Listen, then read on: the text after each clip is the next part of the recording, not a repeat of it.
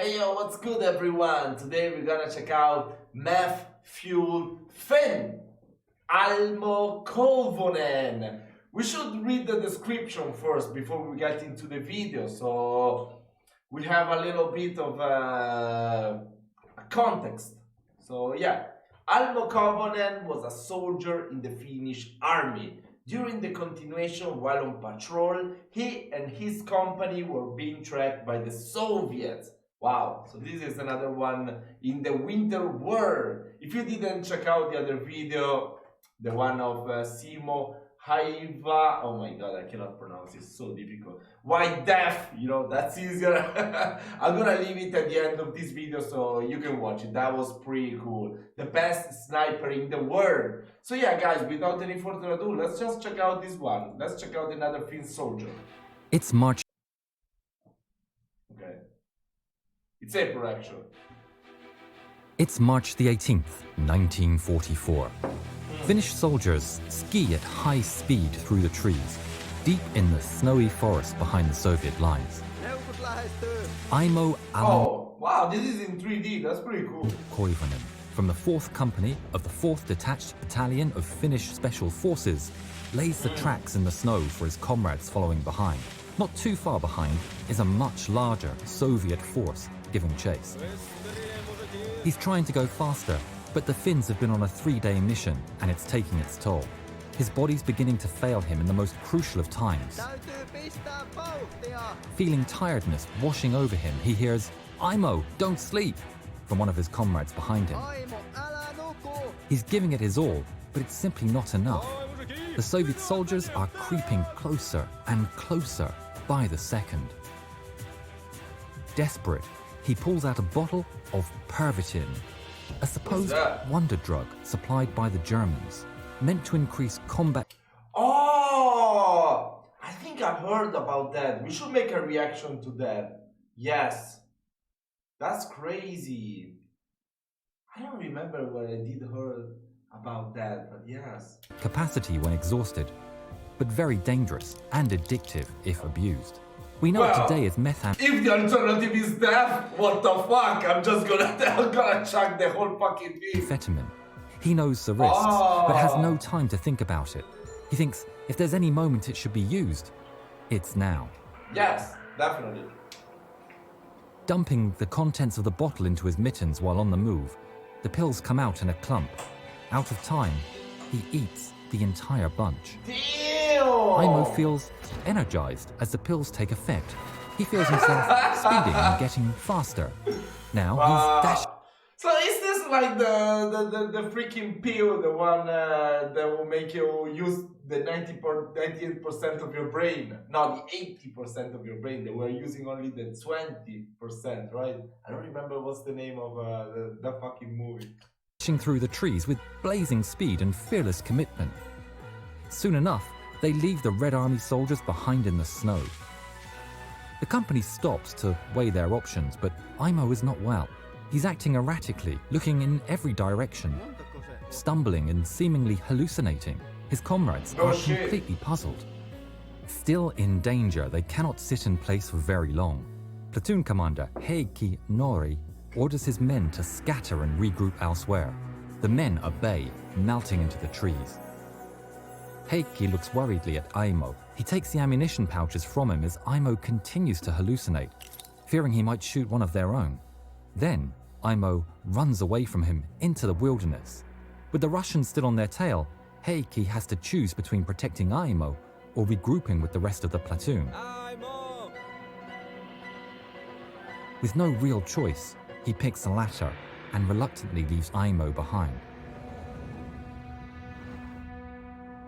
Time passes and he starts to come around. Opening his eyes, he finds himself in the middle of nowhere, laying on the snow. He has no food, ammo, or any idea where he is. Standing up, So cool. Aimo is still delirious but just starts skiing. He wanders aimlessly through the forest when suddenly something moves in the trees. Soviet soldiers burst out of the foliage, weapons in hand. Wow. Aimo turns to flee, but only stumbles and falls into the snowy ground. He's hell-bent on not being captured, but there are no Soviet soldiers. No! just the wildlife of the forest. These apparitions happen over and over. Several times he would see people, hear Russians shouting, and then find himself alone moments later. Wow. That's why I don't do drugs. Through it all, he pushes on, skiing to wherever destiny may lead him. Emerging from the trees, he sees a base with smoke rising above it. He runs towards it, overjoyed to finally find civilization, until it too vanishes into thin air. Where he could swear he saw a Finnish camp, now was nothing but snow. Heartbroken, he continues on his journey. He can't stop skiing, and he carries on. Over the crest of a hill, he spots figures gathered around a campfire. Germans, he's saved. Brimming with happiness, he skis down the hill towards the camp. But as he approaches, he gets a better look. Those aren't Germans, those are Soviet soldiers. He's going too fast to stop now, so he speeds up instead. The Soviets see the approaching skier. Thinking he's a messenger of some sort, they carry on resting in their camp. Aimo races into the camp and flies right through. The astonished Soviets see him go past, and then suddenly they realize Aimo is wearing Finnish gear. Jumping up, they rush for their weapons and give chase. Aimo finds himself once again on the run, racing through the forest with no aim or direction, fleeing from any Soviet troops that might be on his tail. Why is there a rainbow behind him? He keeps it up for a full half an hour, skiing non-stop, even as the wind and snow pick up. Aimo pushes through the ever-worsening weather, even as it grows into a proper snowstorm. Barely able to see 2 meters ahead of him, his pace slows to a crawl. But fueled by meth, he carries on, making his way uphill while blind as a bat. This carries on for 2 more grueling hours. The snowstorm slowly subsides, revealing his surroundings. Looking around, he realizes the hill he was standing on. He recognizes it. It's 100 kilometers away from where he last saw his comrades. But it was something. Ew, 100 kilometers away. Night was falling upon the woods, but now with renewed determination, he took out his compass and headed out again, this time with a purpose. He keeps on and on, moving through the woods the whole night until his energy runs dry. With the sun rising, he finds somewhere to sleep. By the time he awakes, the sun is beginning to set. He had slept through the whole day. Thirsty and hungry, he gathers pine buds and starts a fire, brewing the buds into a makeshift gruel. It's 2 whole days since he last ate a sandwich for breakfast, so he finds the sour mush oddly delicious. He feels tired even as he eats, and things start to get dark, and he falls asleep in the snow. When he comes to his senses back at his base, his friends greet him happily and lead him to a huge feast going on. Right, how He did eats that from happen? everything, delighting in the selections, much to the glee of his comrades. Then he wakes up. It's nighttime. The woods so are quiet. hallucinating. The fireplace is all but extinguished, and his bowl is on the floor with a bit of mush still in it. He is heartbroken, but shaking it off, he summons his sisu, a Finnish concept of toughness and perseverance, and gets back on his skis and gets moving. Between the woods, he stumbles upon a good friend. They greet each other and have a nice chat as they make their way through the fir growth. They sit to take a short break before heading off again. Mä hiihdän sitä kohti niin nopeasti kuin mä pystyn ja toivon, että mä pelastun. Mutta voi pojat, miten väärässä mä olinkaan. Se saksalainen tankki olikin neukkuja tanhuamassa kasachokkia. As he walks, he suddenly realizes he can't hear his friend anymore. Lucidity hits him and he turns around. His friend has vanished, and so has his weapon and his backpack. He checks himself, taking stock of whatever he still has. His compass is still with him, as well as the empty tube of Pervitin. He doesn't remember taking all 30 pills, but can't think 30 pills! What the fuck? about it for very long. He gets moving again. Damn! Hours later, he sees a light, a window with a light inside. Hope. He runs towards it, pushing branches aside as he rushes towards salvation. But the images of houses slowly vanish, leaving him staring at a tree with a bright star shining through its God, this is branches. so frustrating! Oh He breaks my down. god. He's angry, heartbroken, and shouts into the air and cries, cursing his luck and the drug.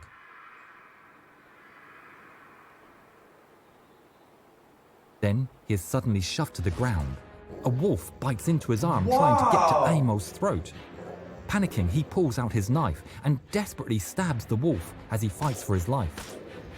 Then once more, he wakes up. Opening his eyes, there's no wolf and no knife. Oh He's punching my a tree with something in his fist. God. His compass is now broken. Aimo stands there dejected, but he can't just sit down to die. He must push on. He gathers himself and once again continues his journey, determined to find friendly forces. The very next day, he stumbles into an abandoned cabin, but at least it's real. The door is open, as is the tradition in that part of the world. Tired and still delirious, he makes a campfire in the middle of the cabin, lights it, and heads to sleep. He feels hot. It's warm in here. He must be too close to the fire. He moves away a bit and falls right back to sleep. Sometime later, he feels hot again. He moves again, eyes still closed. Then it happens again, and again. He hears the crack of crumbling logs, and he finally opens his eyes to check what's happening. Jumping up and out, and barely escaping the inferno, Aimo can do nothing but watch as his shelter burns to a crisp in the dead of night. The next day he gets moving again and finds an old road covered in snow heading to the west. He follows it until he finds an abandoned German camp. He's excited and once again heads for the entrance, this time shouting greetings in German. Nobody answers, much to his disappointment, and he decides to head inside. Leaving his skis, he walks into the compound when suddenly an explosion sends him flying through the air. He's just stepped on a landmine. His foot is badly injured. Oh god. Using a ski stick as a crutch, he hobbles towards a dugout. Prying open the door, another bomb explodes. He once again flies through the air and lands 30 feet away. Ew. He comes to his senses. The dugout is destroyed. Pieces of wood are scattered all around him. He rips his shirt with a nail found on the snow and uses the cloth to wrap his mangled foot. Gathering splinters of wood from the explosion, he lights a fire. Then he lies in the snow, watching his surroundings. The reality of his condition hits him, and he weeps. There's nothing to do now but wait for rescue or death. Hours of laying in the snow later, he decides to make a fire. Aimo stretches to grab as much of the wood scattered around him as possible for the campfire. And on it, he boils some snow to get some water. As it melts, he uses a plank he saved to clear the snow around him. Once the snow was clear, he uses the plank as a bed. He spends several days lying on the snow, surviving off the water he boiled. That is insane. A Siberian jay lands next to him, examining him. Aimo raises his ski stick and hits the bird, killing it. He plucks the feathers and eats it raw. Days later, he hears a bang and Finnish voices. He perks up and shouts for help. Ei! Ei! Tulkaa takaisin! One of the soldiers spots him. Our patrol commander is wounded, and you're in the middle of a minefield, the soldier informs him. We will bring our commander back first, and then we'll tell HQ about you. Aimo can't believe what he hears. They can't just leave him there. The soldiers carry their commander and leave, their voices and steps getting quieter and quieter. They just left him there. Aimo thinks he's been left to die. Sometime later, he hears something else, a plane. He sticks his hat on his ski pole and waves it around. The plane flies over and disappears. Aimo is once again left in the snow. He doesn't know it, but the pilot has seen him. Later, he hears more voices. The Finns are defusing the landmines to get to him. Overcome with emotion, Koivunen knows his bad trip is over and he'll live. He was found a staggering 400 kilometers or 250 miles away from where he left his comrades. That's crazy. On the 1st of April, 14 days after he took the pills, Aimo Koivunen was admitted to hospital, weighing only 43 kilos. Theo, the 1st of April. Imagine if if then he would wake up again, they would tell him, it's Fool's Day. He would be like, fuck, seriously? No, you're for real in the hospital. Come on, don't you worry about that. Kilograms, he still had Wow, an incredible heart rate 43 of kilograms. 200 beats per minute. Wow, that's His crazy. injuries were serious, and he was in a hospital bed until late 1944. Damn, so it's 5 Eventually, years. he would leave the army due to his injuries, having lost some toes on his left foot. Despite the hardships he endured, he lived a long life and died peacefully on August 12, 1989, at the age of 71. If you haven't yet, please that was subscribe to really the channel nice. and please watch more videos of ours. Thank you. I like this video. I really like it. It's such a nice story to hear. I like to get a perspective of a soldier that has endured a lot.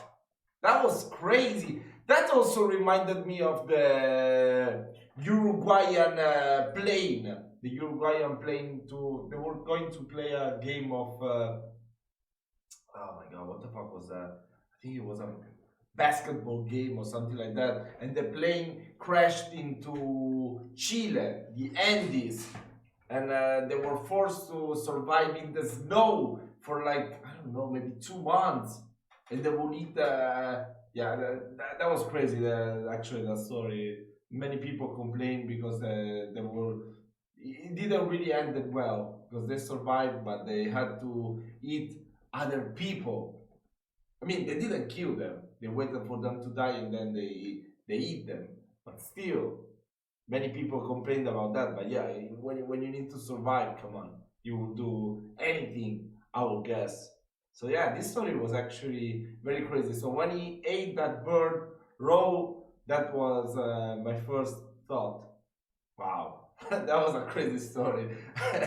It was kind of funny.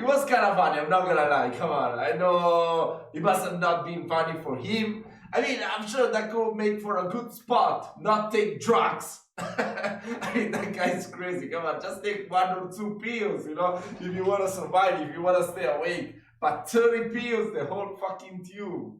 God damn. Who does that? 30 pills. Oh my god, that's crazy. So yeah, guys, I hope you've enjoyed this reaction. The algorithm is gonna pick a new video for you to watch if you enjoy my videos, and I wish you a lovely day. See ya!